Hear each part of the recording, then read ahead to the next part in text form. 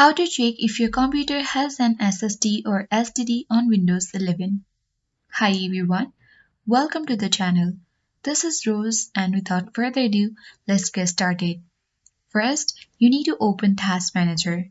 Right click on the Start menu and choose Task Manager option. The Task Manager window appears on your screen. You need to check the Performance tab. For that, click three-line menu icon at top left corner of the screen. Now here among the options, click on Performance tab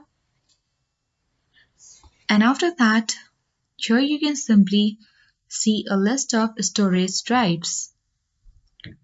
The number of disks depends on how many storage drives are installed on your computer. You simply need to identify the drive type. So below each disk name you will see is type example SSD or HDD. To get detailed information, you can click on each disk to view detailed information in the top right, such as brands, speeds, and many more. So let's expand this. And from this section, you can easily see the speed and model.